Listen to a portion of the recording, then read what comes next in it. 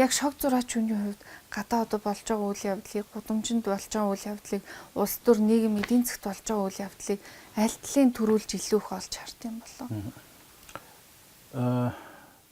За нөгөө уран бүтээлийн мөн чанар гэдгээс л бас ярих хэрэгтэй байх л та. Ерөнхийдөө шог зураач хүн бол нөгөө аливаа үйл явдлыг илүү хөнгөн, наргаанч одоо юу гэдгийг тийм эерэг, өөдрөг гэрэлтэй талаас нь илүү хүмүүст ойлгуулах гэсэн нэг тийм оролдлогод хийдэг. Мэдээж сошиал орчинд ч юм уу хэвлэл мэдээлэлд бол тэр чигээрээ юм хар бараа мэдээлэл хангалттай их байна шүү дээ. Бүгд хийж байгаа. Гэтэл энийг нөгөө дуурахгүй байх хэрэгтэй биш л те. Бүгд л дуурж явах хэрэгтэй. Гэхдээ бүгд нөгөө нэг ингээд тэртээдэргүй муу байгаа юмыг улам муутгаад тэгээд тэргээрээ дамжуулаад нийгмийн сэтгэл зүйд муугар нөлөөлөд байвал бас таатай биш. Тийм учраас хошин шогч ч юм уу энэ төрлийн уран бүтээлчд илүү нөгөө талаас нь хүн энэнгээ нэгийг бодохч байд юм уу те.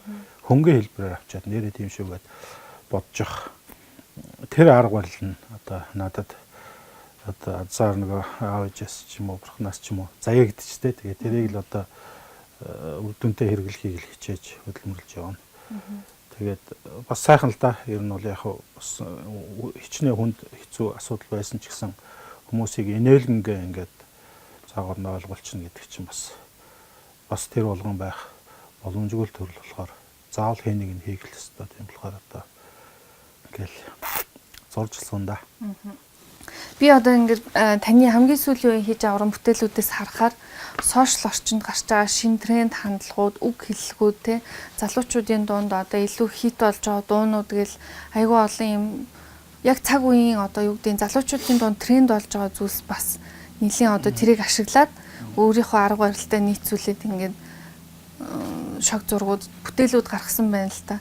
Уламж твлэр одоо цаасаа хэвлэр гаргад байхад бол одоо жишээлбэл би өөр дээрээ бодъё л да. Тоошоо сэтгүүл би ажиллаж явах үед би нэг шинэ зургийг бодоод одоо сони коллегийн урлаар оруулаад дараа нь батлуулаад дараа нь хэвлэл утгацгаар хянах газар бас батлуулж гайл юм байцааг шиг тамгадаар авлаад за энэ одоо суртын үед болж гэнэ гэж зөвшөөрөл аваад дараа нь хэвлэх үйлдвэрт очсон зураг захиалаад тэнд хэвлэх үйлдвэрт одоо өндөр хэвлэлээр боолгоод тэгээд цаасан дээр хэвлэхдээ тэр нь Монгол шуудан компаниар дамжаад нэг өдөөгийн сум одоо малчин нэг уншигчд хүрхэхэд баг багцаагаар нэг сар болдог гэсэн.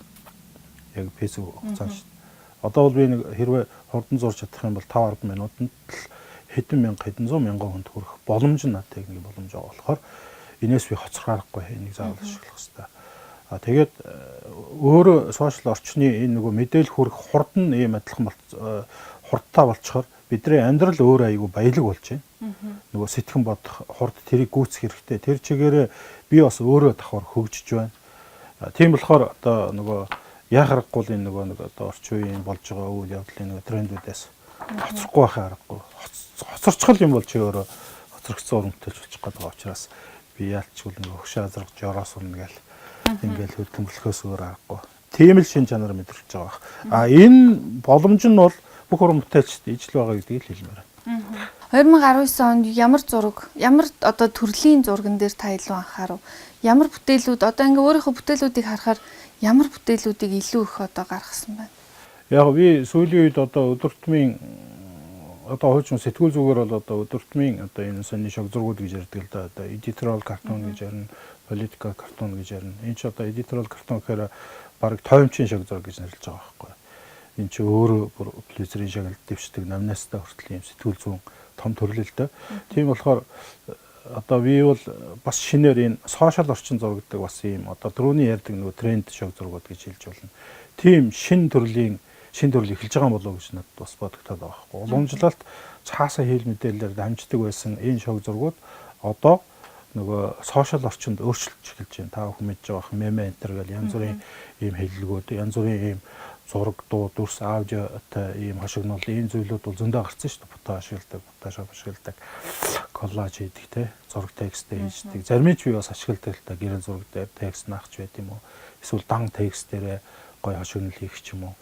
Энэ нь бол өөрөө бидний амьдралд гарч ирж байгаа шин төрлүүд байхгүй. Тийм болохоор шог зураг маань өөрөө бас давхар ингээд ойл юус энэ юмд ороод хувьсаа өөрчлөж чинь гэж хэлж байна. Тийм болохоор энэ болгоноос хоцрохгүй л хичээгэл одоо би өөрийнхөө зурж байгаа шог зургуудыг зүгээр л энэ өдөртмийн одоо дотор нийгмийн амьдралд болж байгаа үйл явдлуудыг хошноор тайлбарласан хошин шог зураг гэж хэлмээр байна. Зураачдын бүтээлийг одоо гуйлж ашиглах тал дээр та юу нь яг ямар бодолтой явд юм?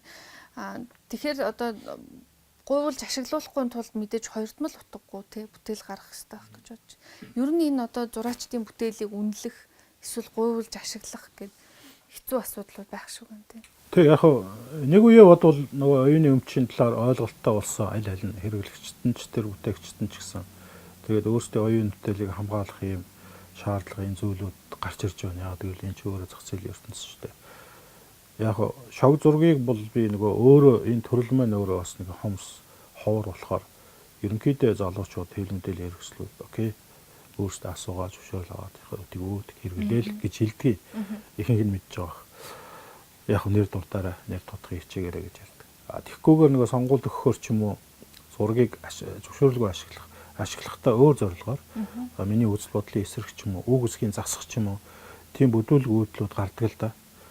Тэгээ яг тэр болгоны нөгөө контролдох аргагүй хууль эрхийн хэвч гэсэн тэрийг шийдэх боломж нь бас одоохондоо хомс байгаа болохоор яг тэр хүмүүсийн одоо юу гэдгийг одоо ёс зүйн найдал одоо байж идэг шүү дээ. Тэр нь бол бүдүүлэг л дээ. Ер нь бол мэдээж улс төр өөрөө тийм жоохон бохир дүрмтэй болохоор тиймэрхүү үйлдэлүүд нэлээд гардаг. Гэтэ хуучнаа бодоход бол ер нь бол хамаагүй та өөрөө мэдж байгаа хэвлэл мэдээллийн хэрэгсэл төр дундаа одоо телевизийн салбар бол одоо энэ оюуны өмчийг л аюул сан одоо мэдэрдэг болчлоо. Одоо кино салбар мэдэрдэг болчлоо.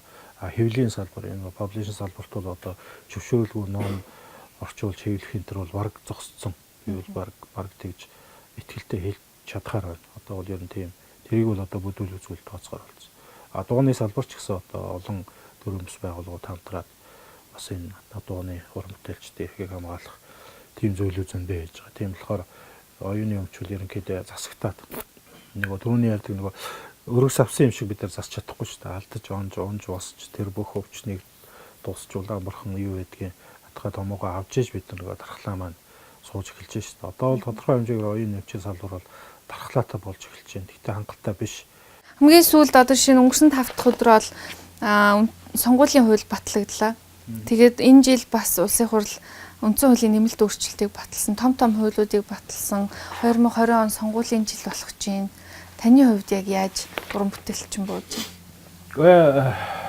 Сонгуулийн одоо хуулийн тухай бол тэгээд хангалттай хэвлэл мэдээлэл зөндөл гэж хэлсэн. Яг нөгөө миний бодлоор бол яг ирэх барьж байгаа намууд нөгөө өөрсдөө зориулсан одоогийн их хурлын гишүүд өөрсдийнхээ давуу байдлыг хадгаж үлдэх гэсэн яг ийм зүйл заалт үзүүлэлтүүтэй ийм хууль болчиход шинэ залуу хүн эрдэм мэдлэгтэй нуутай улс орно гэсэн мөн шинэ одоо намууд бас яг үүндээ нөгөө гарааны нөхцөл нь илүү шудраг ус байна.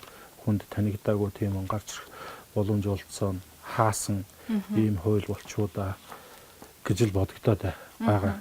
Үндсэн хуулийн нэмэлт өөрчлөлтийн хувьд та юу хэлэх вэ? Сүүлийн нэлээд олон жилийн хугацаанд хийгдэг өөрчлөлт боллоо гэд ярьж ах шүгээс яг тухайн үед батлагдсны дараа. Тэгэхээр бидний амьдрал бол үргэлж урагшаа явж байгаа. Тэгэхээр нөгөө магадгүй цог хэмжээгээр ингээд нөгөө хоорондоо зөвшөлт хүрээд ямар нэгэн шийд гаргаж байгаа л айгуу чухал. Нөгөө шийд гаргахгүй маш их удаад байгаа байхгүй. Тэгээ мэдээж энэ нөгөө эцсийн хуулиур биш. Аяндаа засагтаал явах бах. Бидний амьдрал үргэлж хөгжиж байна. Тэгэхээр би бол яг одоогийн гарсан энэ үр дүнд бол бас тийм сэтгэл ханамжтай бус биш ээ. Тэр нь бол гендрийн тэгшүүс байдлыг бас нэлээд ярьж байна л та. Эмэгтэйчүүдийн оролцоог нэмэгдүүлээ. Гендрээр одоо хүүсээр ялгуурлан гадуурхахгүй бай. Тэгээд тэр нь бас улс төрийн түвшинд ялангуяа одоо удирдах түвшинд тэгээд ерөн зүгээр гендрийн тэгшүүс байдлын хувьд та яг бүтээлүүдтэй ямар талаас нь шүүмжилт юм? Яг би одоо энэ одоо төрийн бас байгууллагууд энэ олон ялангуяа эмэгтэйчүүдийн эрхийн төлөө тэмцдэг хүүхдийн охидын төлөө чирхээлийн эсрэг тэмцдэг олон төрлийн бас байгууллагууд магадгүй хэдэн зуун гал тооцогдох төрлийн бас байгууллагууд байдаг. Бас харилцаж бас хамтын бүтээл энэ хийж барьжсэн л да. Зүгээр энэ маань нэг талаасаа нөгөө феминизм гэдэг үзэлчин нөгөө хит ихтэй ирэхээр энэ бидний нөгөө үндс нөгөө бурхны өгөгдлөхийн энэ балансыг алдагдуулах гэдэг юм шиг байгаа даа гэдэг юм. Би өөр эрэгтэй хүний хувьд хаяад гэж боддог байхгүй. Монгол улс бол яг харьцангуй уламжлалаа тэр юугаараа энэ сэтгэлгээ менталын хувьд ч гэсэн ер нь нэг юм эмэгтэй хүний хүндэлдэг нийгэм ер нь бол магадгүй одоо энэ нийгмийн одоо болохгүй бүтэхгүй байгаа нэг тодорхой хэсэг бүлэг одоо юу гэдгийг амьдралдаа алдсан ч байт юм уу гутсан гонсон хонсон доройтсон сөхөрсөн юм хүмүүс шүү дээ. Энэ цөөн хэсэг бүлэг хүмүүсийн нийт ирчүүд тохоод ингээд бас нийгэмд нэг буруу харагдуулах гэсэн нэг юм үзэгдэл яваад байна уу да гэж боддог байхгүй. Одоо жишээлбэл би ч өөрөө энэ нийгмийн донд байгаа л хүн шүү дээ. Миний найз нөхд одоо зөндөл ирчүүдэд нөхөрлж байна. Тэр донд бол тийм ирчүүд ховор шүү дээ. Эсвэл мэдхгүй би одоо дандаа сайнтай нөхөрлөд байгаа юм уу бүүмэд. Би эсрэгээр бараг гендерийн тэгш байдал гэхээр эрэгтэйчүүдийнхээ тухай ярмаар санагдаж байгаа байхгүй. Одоо боловсролын тэгш байдал гэхээр одоо хуучин магадгүй одоо эрэгтэйчүүд илүү их сурдаг байсан. Одоо цэргийн сургууль, цагдаагийн сургууль гэж хууль хүчний байгууллагын сургууль төртөл одоо охтууд зөндөө болж эхэлж шүү дээ. Хуучин бол ангахын сургуультай охтууд энэ төр байдаг байсан бол одоо л уулуурхай анги юу гэдэг юм те полинд дээд энэ төрт бол ингээл охтууд тэгэхээр нөгөө боловсролын хувьд энэ чинь нөгөө ялгаа гарна гэдэг чинь нийгмийн байдал энэ бүх ялгаанууд чинь хүндрээд энэ эрэгтэйчүүд нөгөө автоматар гологдох юм шаардлагууд гарна. За гологдсон эр хүн гэдэг чинь одоо нөгөө нэг одоо сэтгэл готрол санаагаар унтах одоо юу гэдгийг гэтэл нөгөө хамаг хүнд бэрхийг үүрээд одоо юу гэдгийг гадаад ажиллаж байгаа тэр одоо юу гэдгийг 20 хоног усан дорлогоо тэр нэг юу гэдгийг янз бүрийн бомбтуудаар нөгөө нүүрсээ гаргачих гал тээвэрт явж байгаа нэгийг сахиулаад явж байгаа өчнөө ирчүүд бол биш шүү дээ. 2020 он таны хувьд яг уран бүтээлч яг ямархуу байдлаар тусах бол ерөнхий бүхлээр нь аваад үзэх юм бол Яг түрүүний хэлдгээр миний хүсдэг юм бол мэдээж шог зураач ч юм уу хашин шогийнхан нөгөө юм сэдвээ олоход юм зовж шаналдаг бүр хүч гаргадаг нэг тийм сайхан нийгэм ирээсэй л гэж хүсдгэлдээ ярьж явдаг. Одоо бол ингээл хаашаа харна баг ингээл байгаа юмыг зурчаар л хашин шог болчих гээд байна шүү дээ. Улс төр нь хашин шог болсон. Бидний амьдралын хэмнэл энэ зүйлүүд нь өөрөө юм хашин шогтэй ийм байж болохгүй хэмжээнд бус хүмүүс харах юм бол энийг хэрч юм уу гайхахаар игдүүцгээр тэгэхээр энэ бүхэн хурдан түргэн засагтаасаа тэрийг засахад айгүй том хөшүүрэг болох сайн зөв сонголттой хүмүүс хийгээсэ шин залуу шин хүчнүүдийг одоо юу гаргаж ирээсэ мэдээж эрдэм боловсролтой улс орныхоо төлөө хийх хувь гэхээсээ илүү улс орно гэсэн ийм сэтгэлтэй ийм хүмүүс бол би. За баярлалаа. Тэгэхээр өнөөдөр бидний урилгыг хүлээн авч ярилцсан танд баярлалаа. Баярлалаа. Амжилт хүсье. Шинэ жилийн мэнд хүргэе бас.